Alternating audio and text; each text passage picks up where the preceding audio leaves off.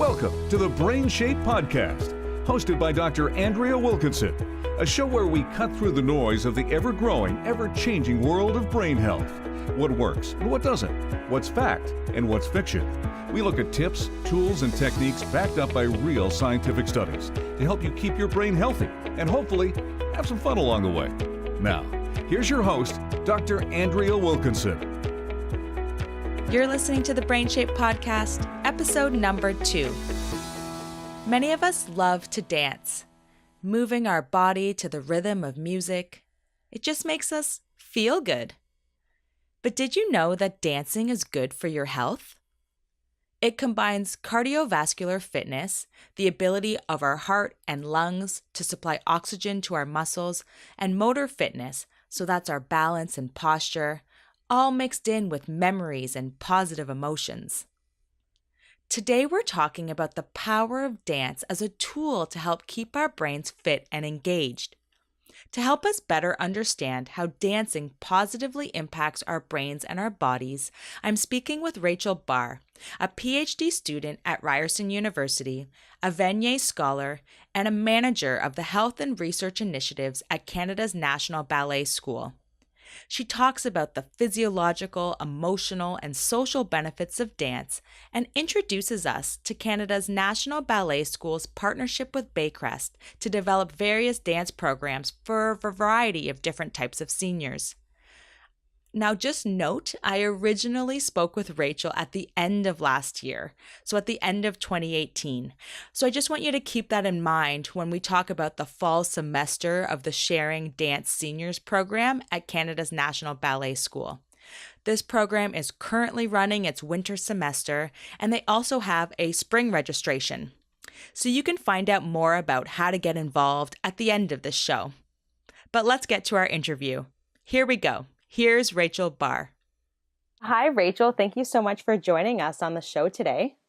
Thank you for having me. I'm really looking forward to our talk about the benefits of dance and how it can be incorporated into people's lives as a way to age in a way that's healthy and engaging.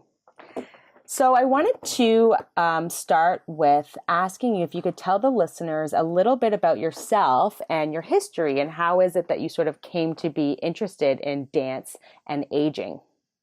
Sure. So my background actually is in dance. I graduated from Canada's National Ballet School. So from the age of 11, I've really been all in with dance in terms of training. When I graduated, I went on and danced professionally, and I was fortunate enough to perform around the world with professional dance companies, which was a really wonderful experience.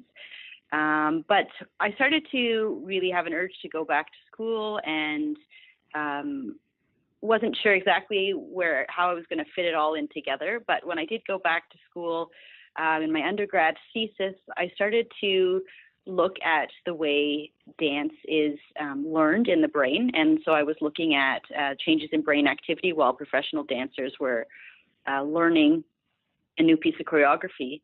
And one of the regions of the brain that was implicated was the basal ganglia, which is the region that's affected in Parkinson's disease.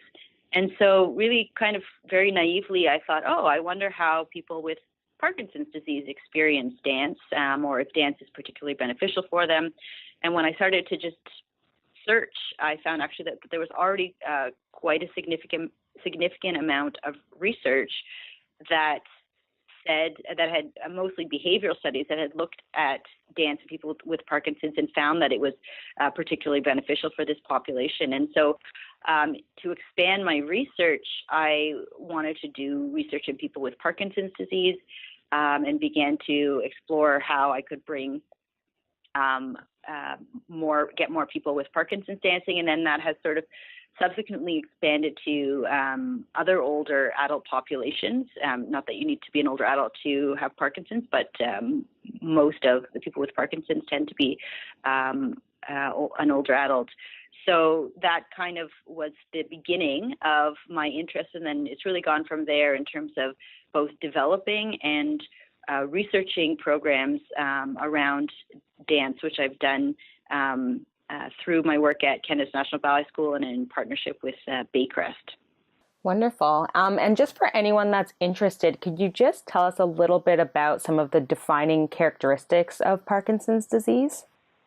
Sure, absolutely. So Parkinson's disease is predominantly noted as a movement disorder. So that is one of the reasons why it's particularly interesting to study people with Parkinson's dancing.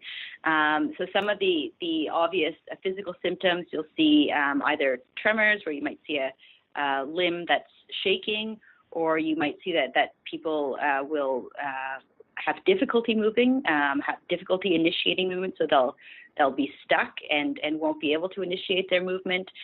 You'll also notice in their faces often what's called facial masking, so they can't express in their face what they necessarily how they're feeling. And also often we'll hear, or if we've taken a wonderful picture of our dancers in class, and we know that they're having a great time, but we'll hear people laugh, well, how come nobody is smiling? And that's the facial masking. So those are some of the physical symptoms. There's also other symptoms that are part of Parkinson's disease that you can develop cognitive symptoms as well as emotional symptoms such as depression. So there's high comorbidity with Parkinson's and depression.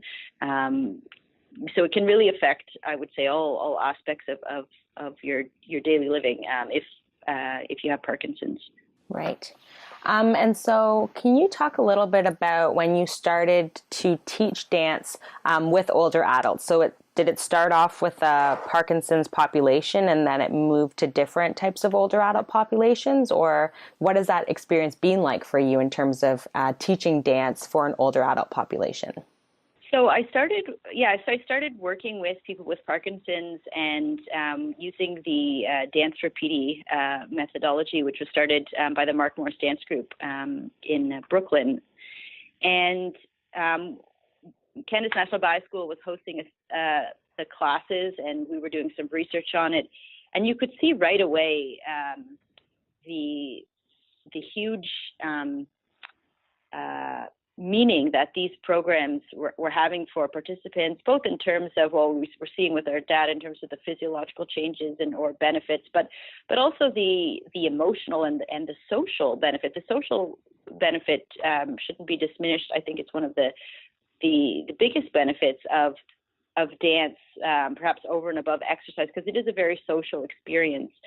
So, we started with the Parkinson's program, and first of all, people that were hearing about it that didn't have Parkinson's started asking, well, I don't have Parkinson's, but, I have some physical limitations. Would I be able to do this? Or I'm also a senior. And then we realized,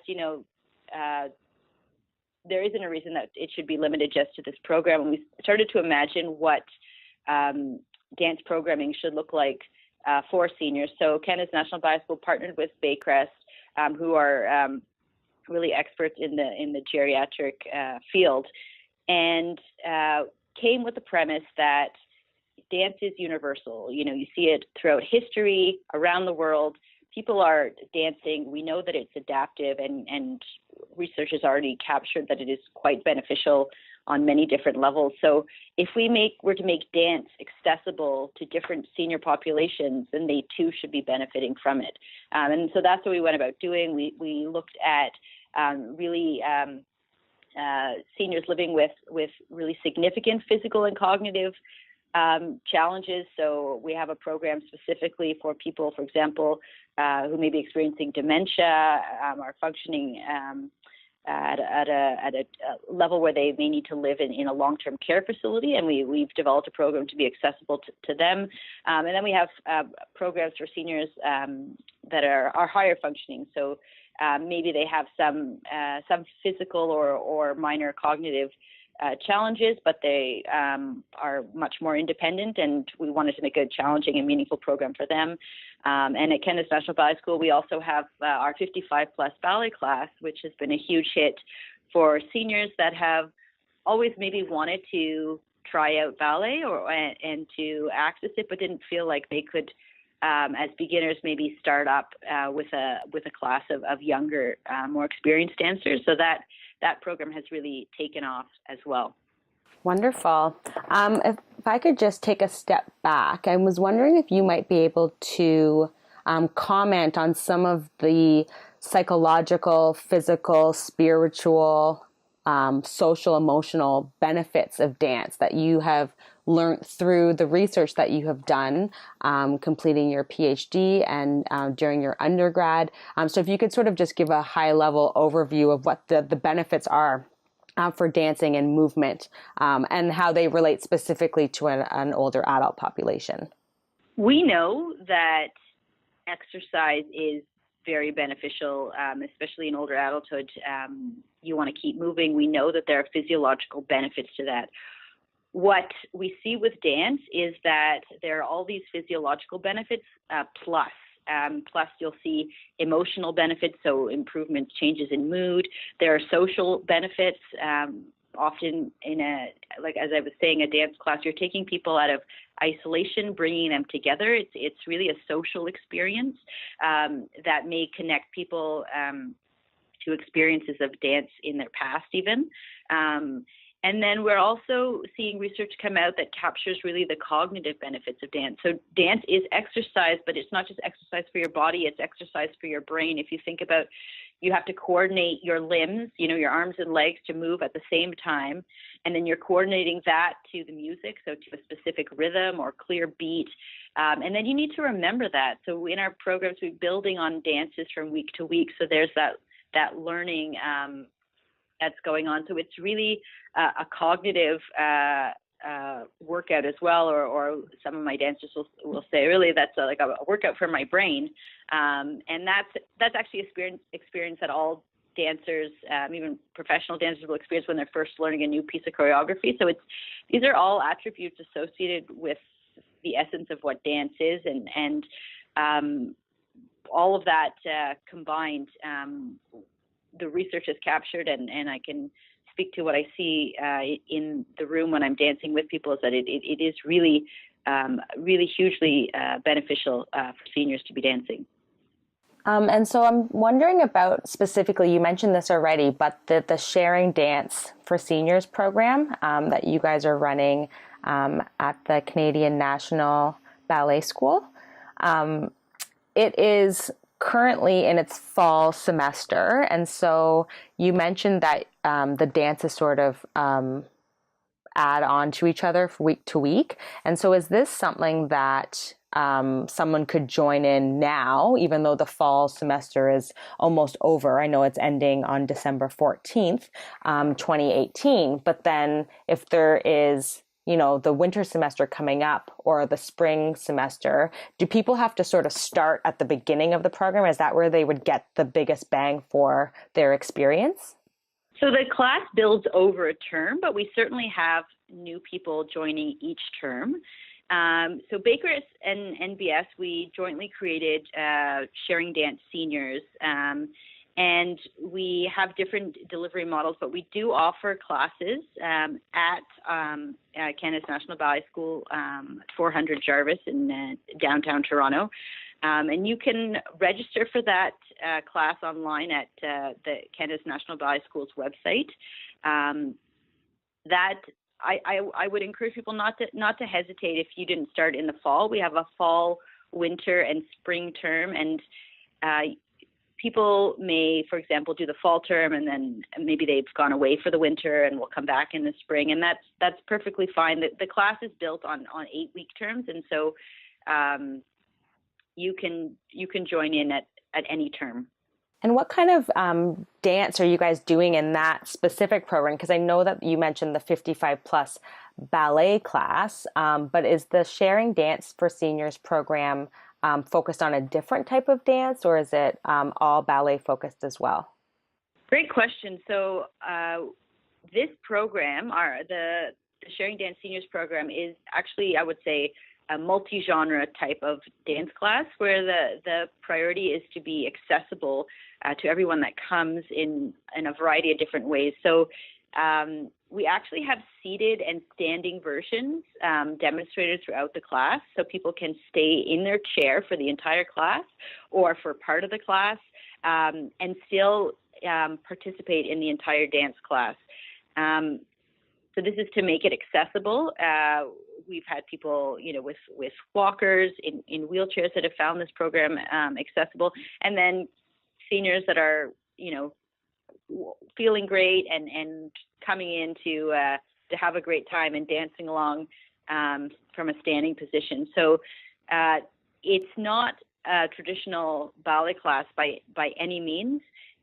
We also try to incorporate different genres of dance and music. So it's, will include really anything under the sun in terms of the styles of dance that we try to incorporate. A big focus is on creativity, and it's quite a playful class. So the people are often surprised, especially coming to Canada's National Ballet School, imagining what they're going to see, and really seeing that it's quite an open class and quite a diverse class in terms of the styles of dance that we try to incorporate in the program. Wonderful. And so that's one example of a dance program. Are there any other examples, whether people live in Toronto or around Southern Ontario, any other community resources that exist or programs that you know of that can really help adults who are age 60 plus staying engaged and active through dance? What I'll say is that we are really dedicated to getting as many seniors dancing as possible, and so we are working with communities across Ontario, across the country, to help them access dance programming. For the senior, perhaps listening to this, registering for a local dance class is a great start. You can also, turn on the music at home and while you're,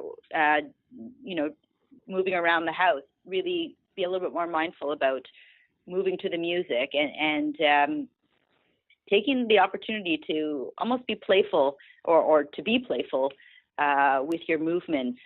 There's no right or wrong way to dance, and it doesn't have to be in a dance class, or it doesn't have to be in a specific structure. And actually, what we found in the research, for example, with the Parkinson's research, is that it didn't matter what approach to dance, whether it was specifically a tango class or a more eclectic type of dance class or anything else. It's really, there are benefits to dance. And so any way that you can safely access dance, I would encourage you to do for sure.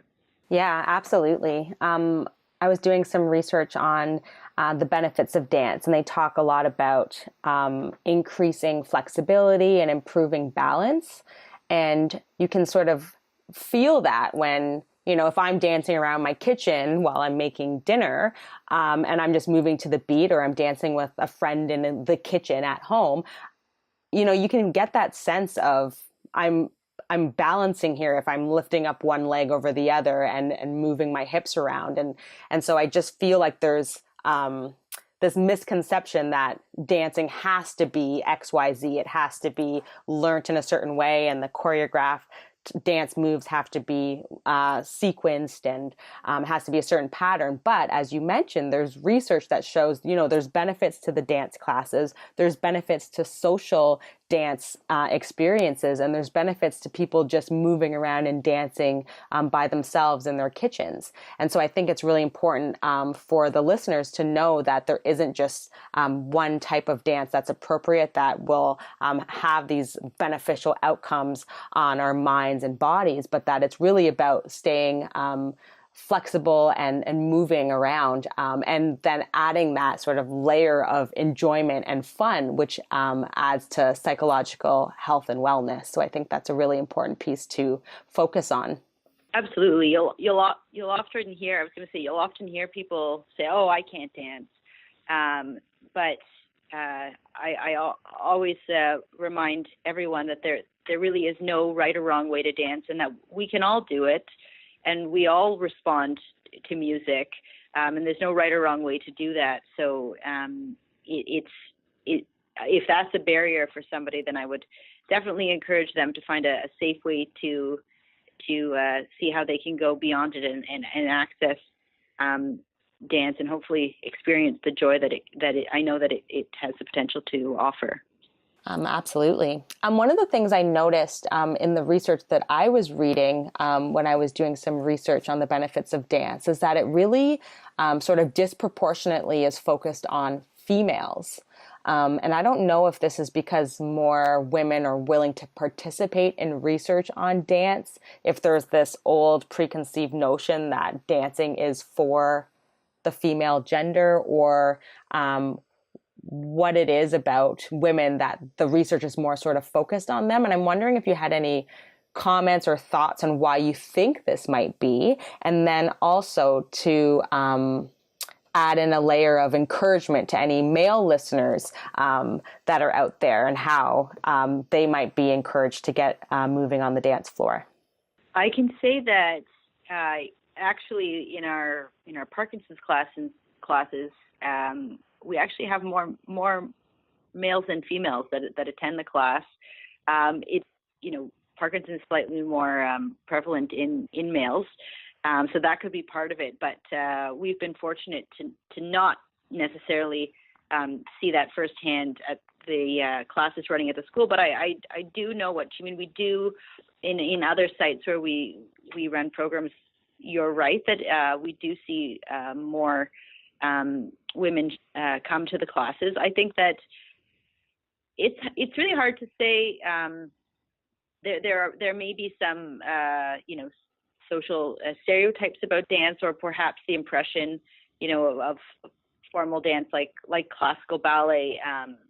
People have in mind that could be gendered, which it's not. It doesn't need to be.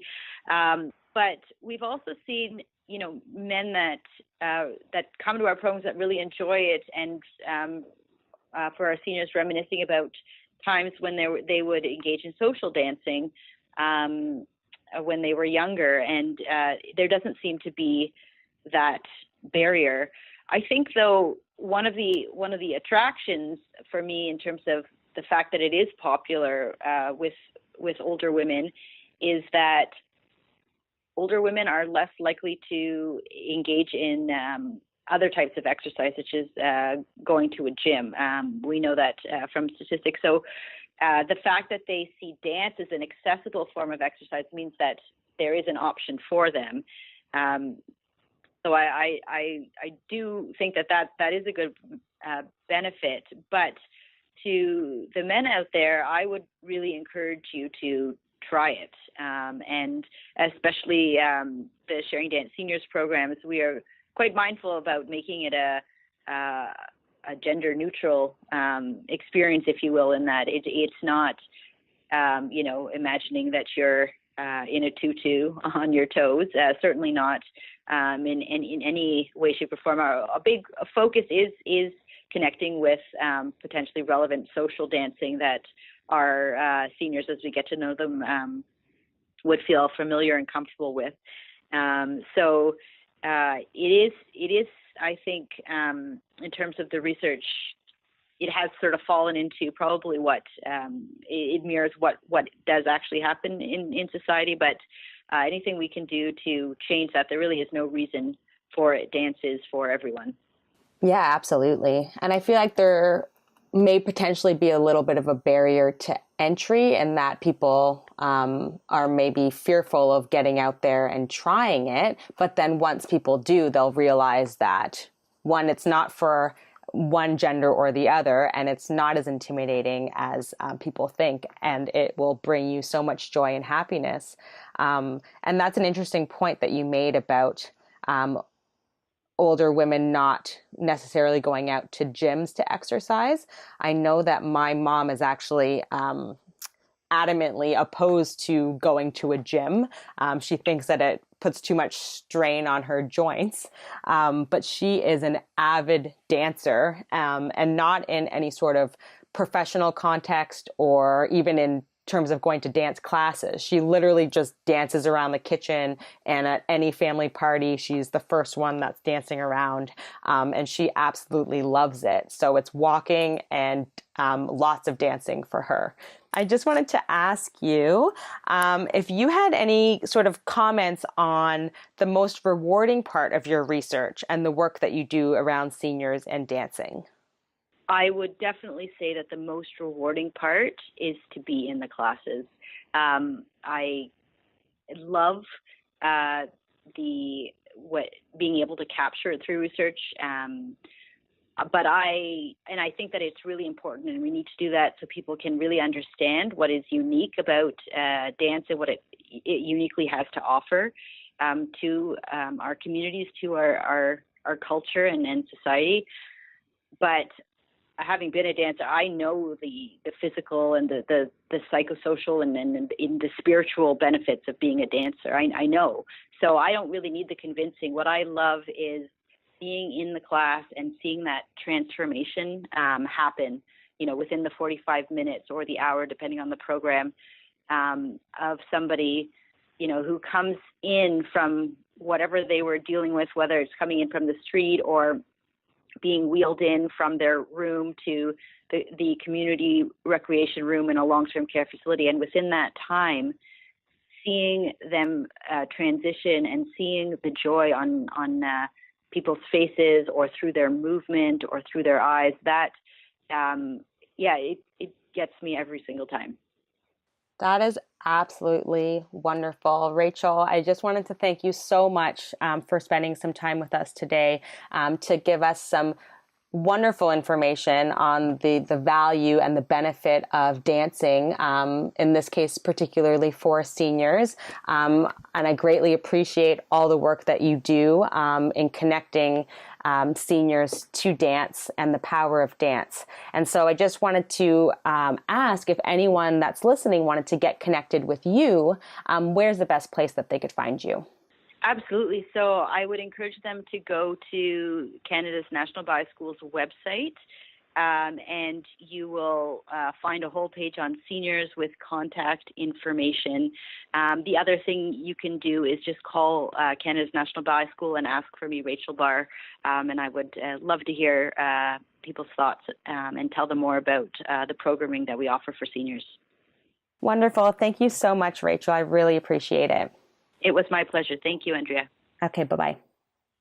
To learn more about Rachel Barr and the dance classes that Canada's National Ballet School has developed for seniors, you can visit their website at www.nbs-enb.ca or call Canada's National Ballet School at 416-964-3780 and ask for Rachel Barr.